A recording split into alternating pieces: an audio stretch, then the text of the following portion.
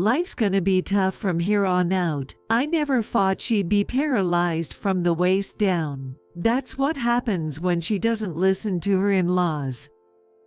I could hear the energetic voice of my mill coming from the landline speaker.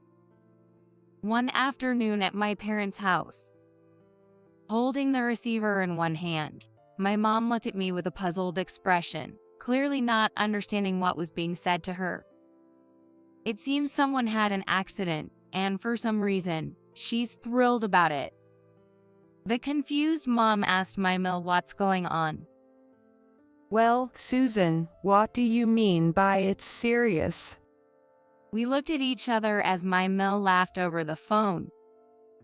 She had lost her husband early and told my husband and me that she had been living alone for a long time and felt lonely. Hence, she suggested we live together with her.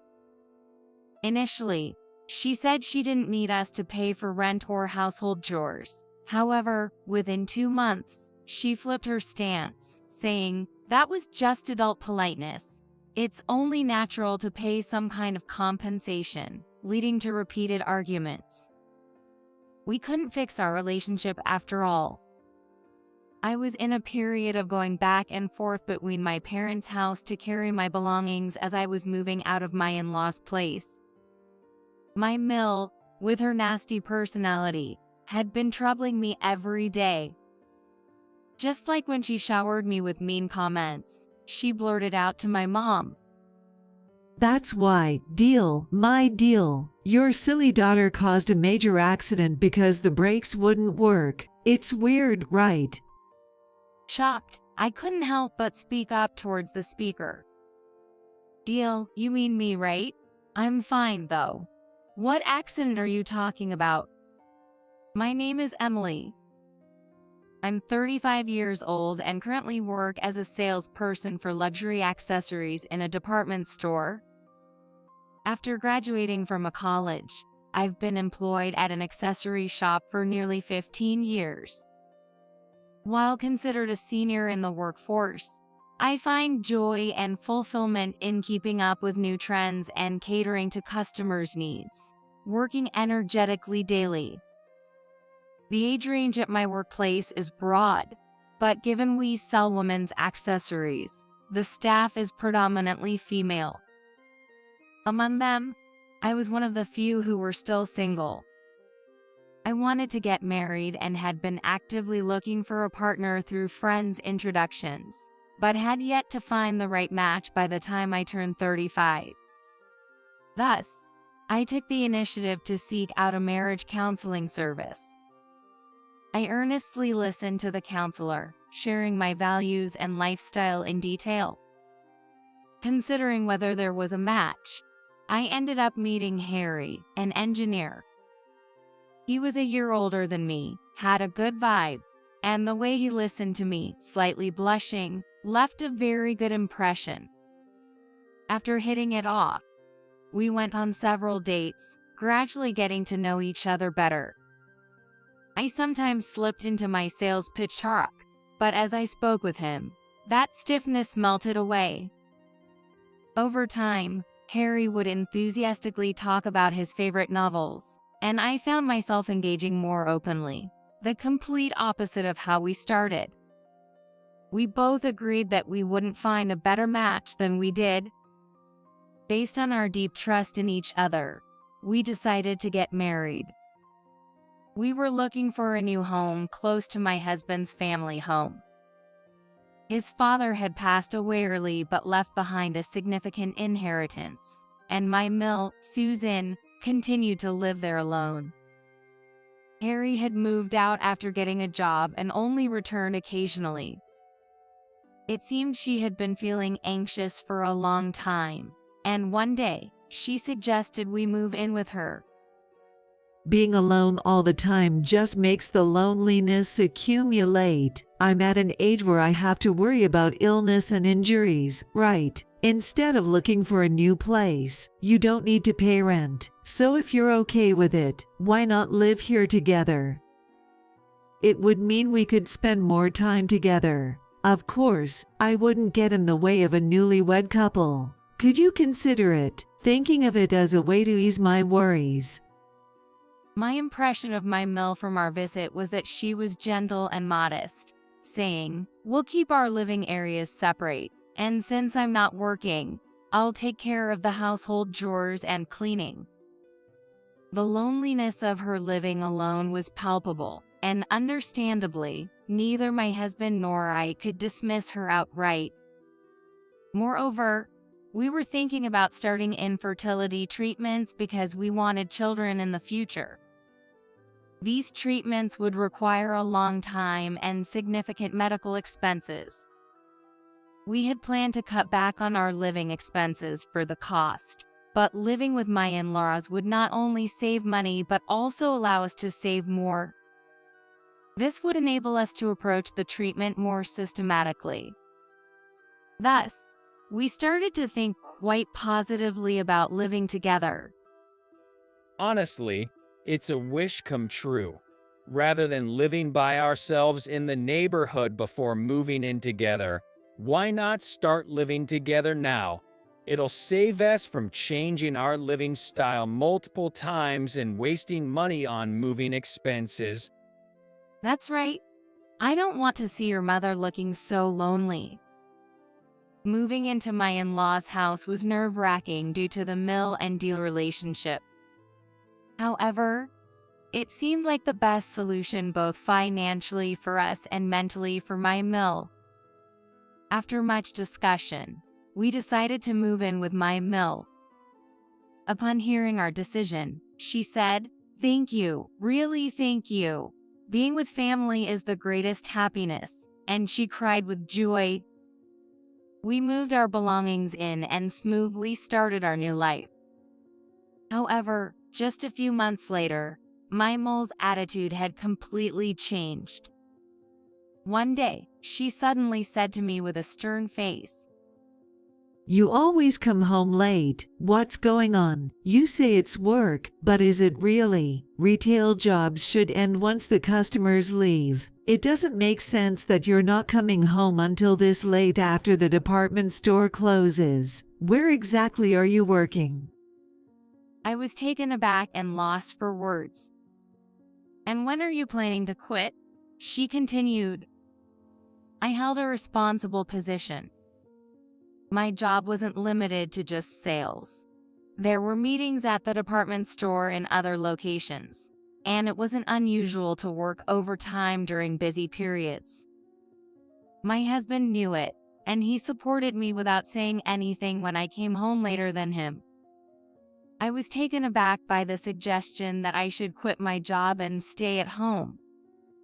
First of all, if you've married into this family, you should devote yourself to the household. How long do you plan to work? This would have been unthinkable in my time. If I had known you were like this, I would not have agreed to have you as my deal. Susan, I value my job as well, and Harry and I have decided to support each other and live our lives together. Continuing with our jobs is a choice my husband and I have made. I managed to say this in response, though trembling. However, my mill became even more stern and scoffed at my words. A woman working just disrupts the household. You have a responsibility to keep the house in order while my son is away. You should understand that better.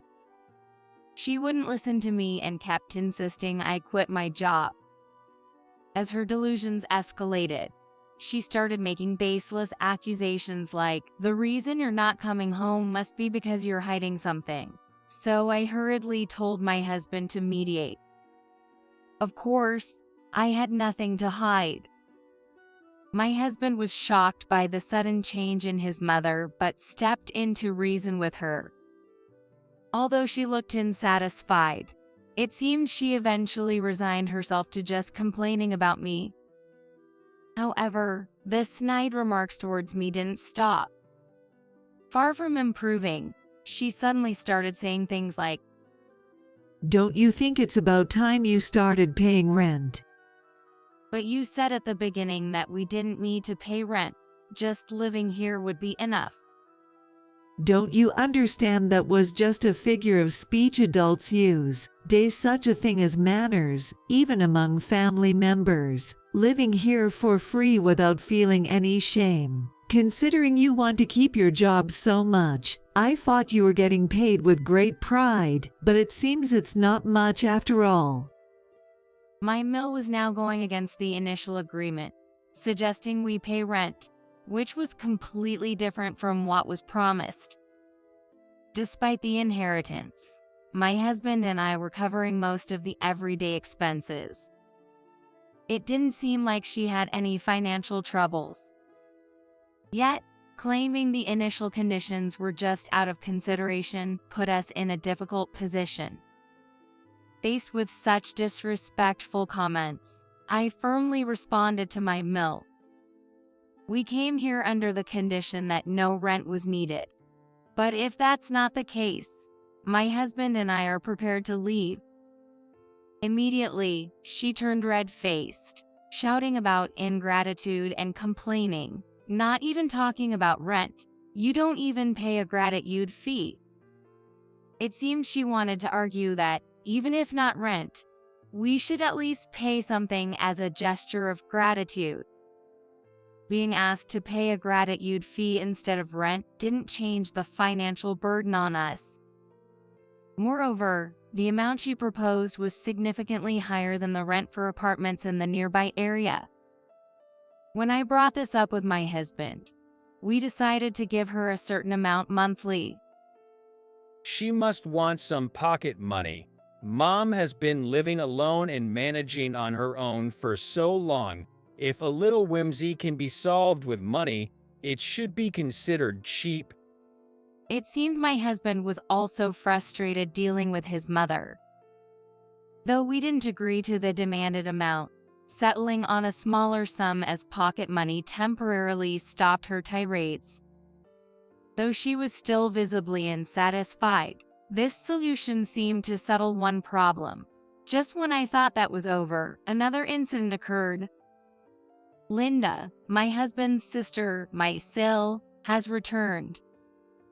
My Sil had moved out after getting married, but due to certain reasons, she had divorced.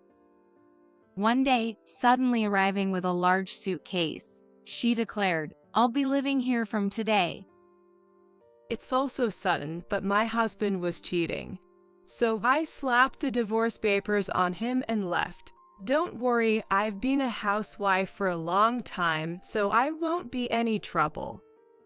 However, she insisted on having a luxurious dinner, suggesting, since it's a special occasion, why not get some beef steak? My mill seemed thrilled to have her daughter back and was clearly on her side. Given that my sister-in-law's ex-husband was a wealthy executive, and she flaunted flashy brand name items, I was worried about her future spending habits. We had met her only a few times during the engagement and wedding. She is 40 years old, 4 years older than me. Due to the slight age difference, we didn't quite hit it off. Moreover, upon learning about my job, she made outrageous requests like, "You must have an employee discount, right? Why don't you get me something for free since we're family?" My husband and I were stunned. After we curtly refused, she glared at me irritably and lost interest, saying, "Oh, I see."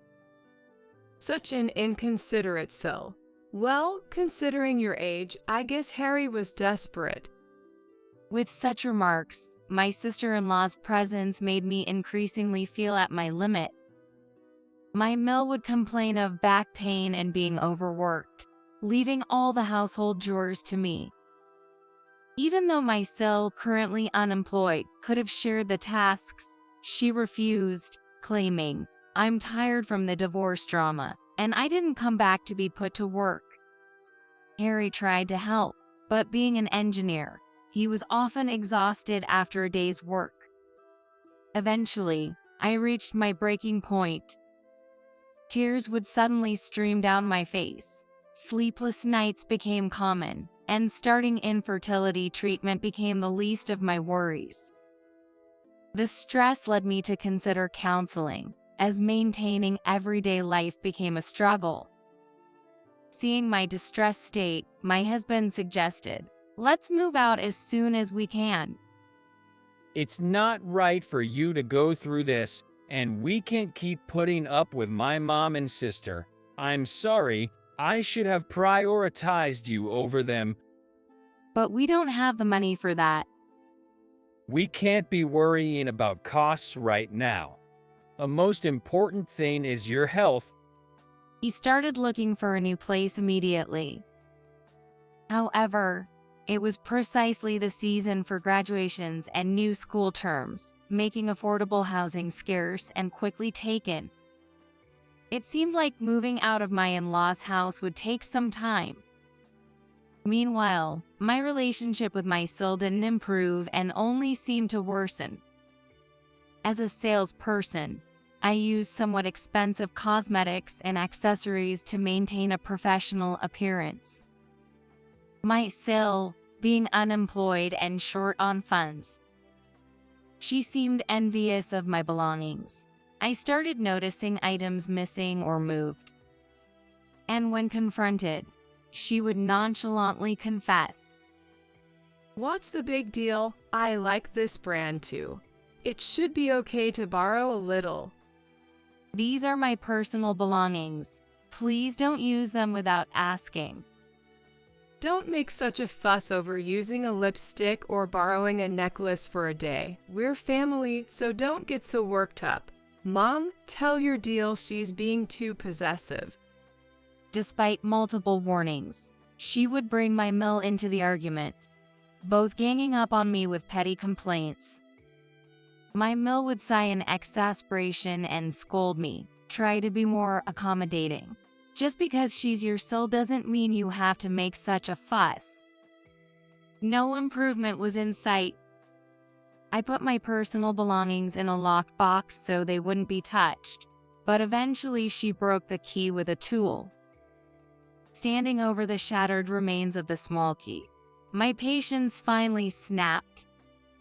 No matter how many times I've pointed it out, nothing changes, and now even my keys are broken.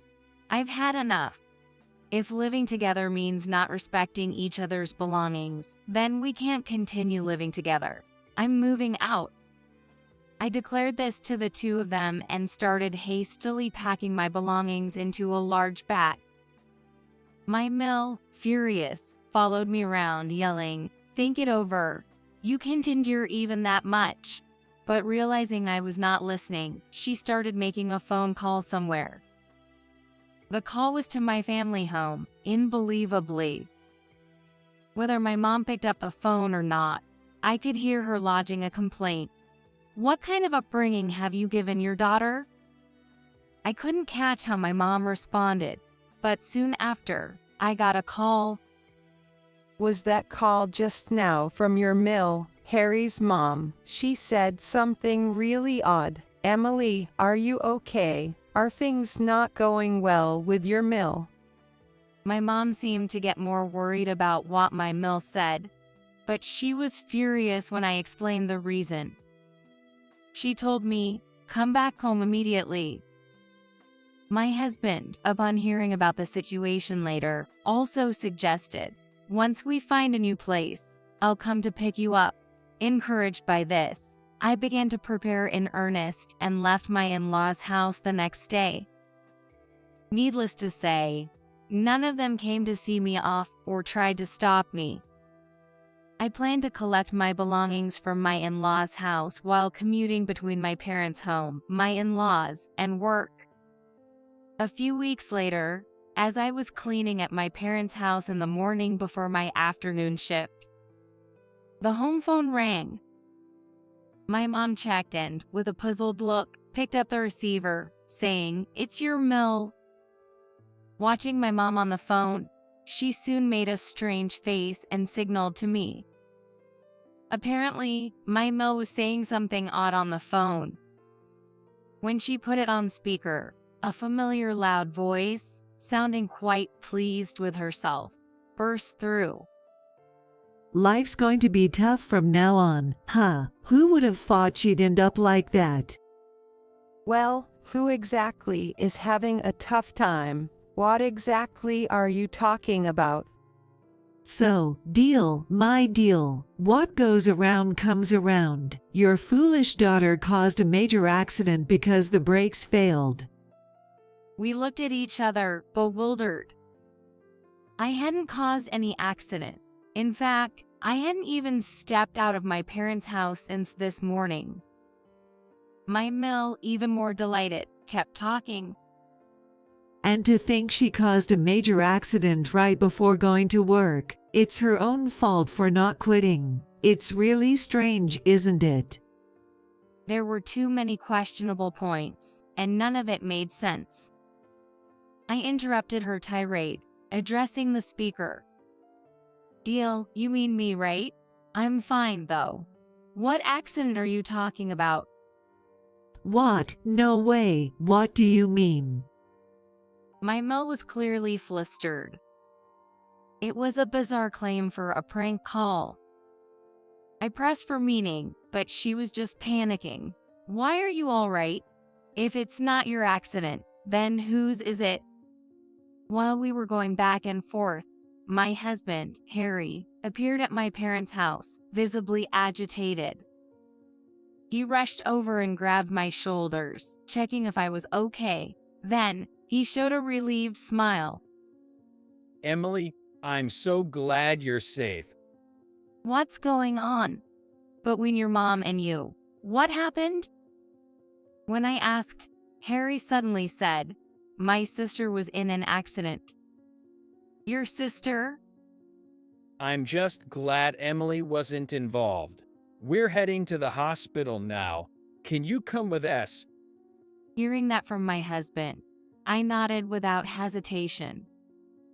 We took the afternoon off work and rushed to the hospital. When we arrived at the hospital, we were told that my Sil was still undergoing treatment, but her life was not in danger and she was fully conscious. My Mill, who was panicking, had also arrived, and we all were immediately relieved by this news. Then, we went back and forth between the hospital and the in-laws' house, preparing what was necessary for Linda's hospital stay until her treatment was completed. When Linda was moved to her hospital room, she was exhausted, lying in bed in a pitiful state. She was able to have a conversation, so my husband went over to her and started to listen to her story. This morning, when I was getting in the car to go to work, the brakes stopped working on the way and I crashed into a utility pole. I heard no one else was involved, but is that really true?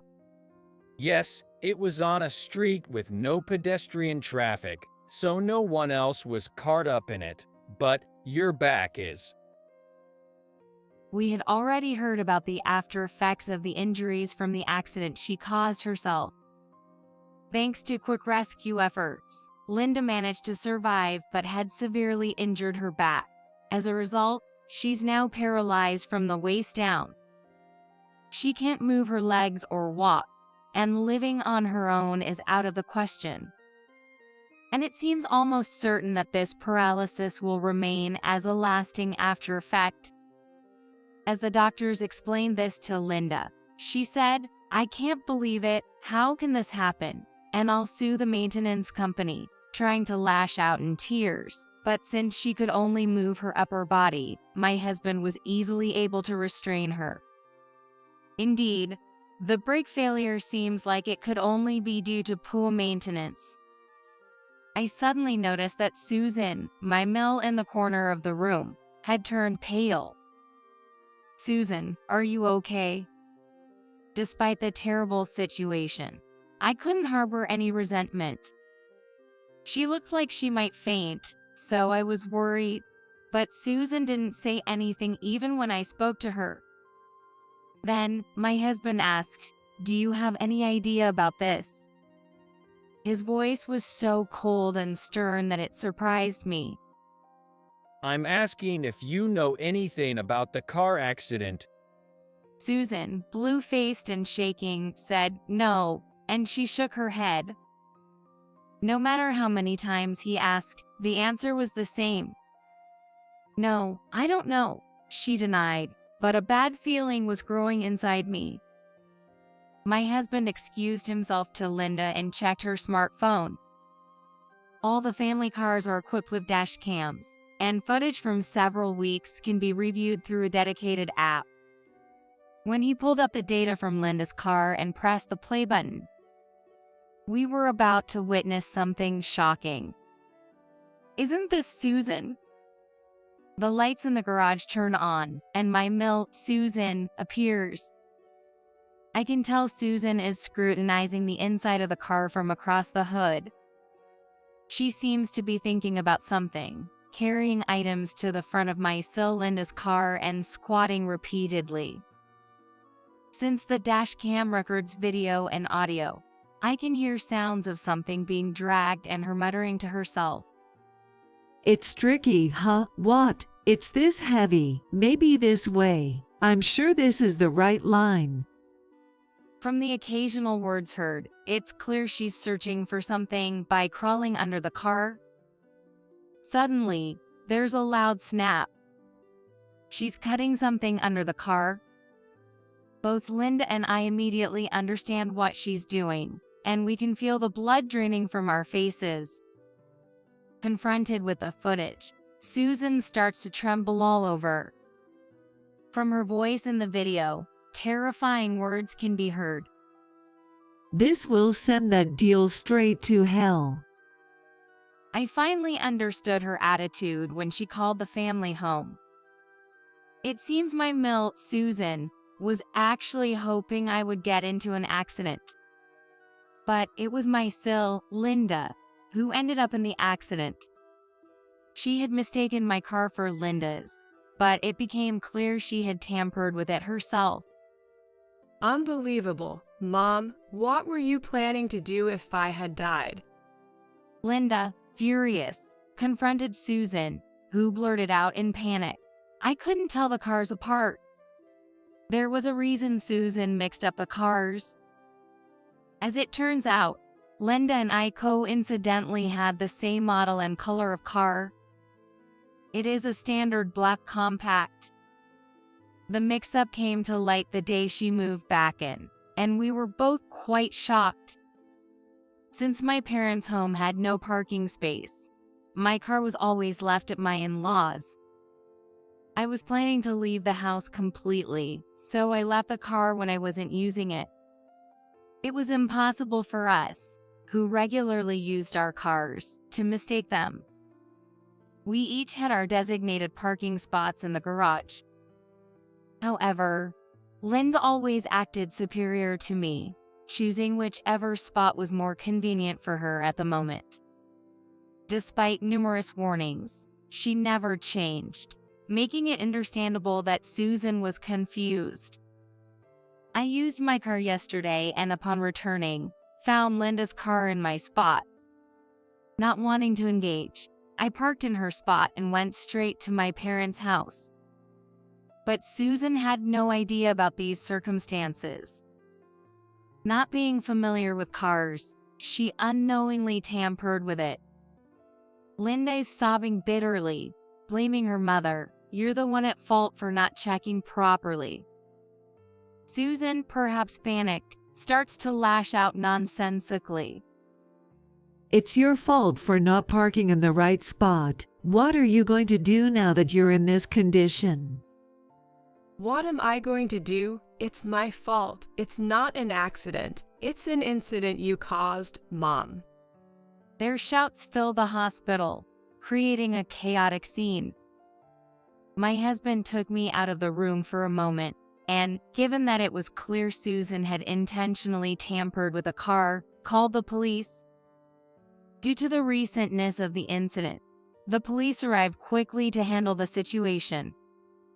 With the dash cam footage and the audio recorded from the moment we entered the hospital room submitted, Susan was taken to the police. Amidst the turmoil and her turning pale, Susan was led away, and Linda, with her eyes swollen from crying, tentatively addressed my husband and me. We're family, not strangers. You'll take care of Mom in her absence, right? She subtly inquired about future care, but my husband immediately responded with a firm no. My husband, an engineer who works with cars, glared at Linda, clearly dissatisfied. The cause of the accident isn't solely on Mom. A warning light should have come on if the brake hose was cut. Plus, if the brake fluid were drained, you'd realize something was off as soon as you pressed the pedal. You should have stopped the car then, instead of forcefully driving it until you got seriously injured. From my point of view, you're the one full of problems. After cutting her off sharply, he then started showing us a video on his smartphone. It was footage from Linda's dash cam, but the time was different from before. The timestamp showed this morning. It was just as Linda was about to leave for work. Of course, Linda herself was in the footage. She was clearly struggling with a heavy load, trying to pack it into her car. The load looked like a small safe. It looked familiar to me, and I raised my voice. "Isn't that the safe for your watch?" When I exclaimed in surprise, my husband nodded with a stern face. For some reason, Linda was trying to move the expensive watch safe that my husband had been keeping safe. Acting suspiciously and in a hurry, she tried to drive out of the garage after loading the safe into the car without properly checking her surroundings or even fastening her seatbelt. This scene played out right before my eyes, and she looked as pale as my mill had earlier. When my husband demanded an explanation in no uncertain terms, Linda hesitantly started confessing to something outrageous. Initially, she had explained that she was just taking the car out for work, but it turned out she had planned to take the safe with the watch and sell everything. It seems she thought that even though she didn't have the key to the safe, breaking it would suffice. Right after starting the car, she noticed something off with the brakes, but in her rush to get away from the house quickly, she pressed the accelerator, which seems to have led to the accident. Linda cried and tried to explain, but my husband looked down on her disdainfully. I needed the money right away to pay back my ex-husband. I was just going to borrow a little bit. Linda had returned home after her divorce, but she had lied then as well.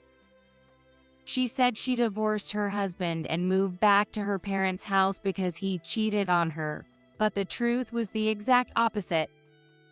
The one who cheated was actually Linda herself.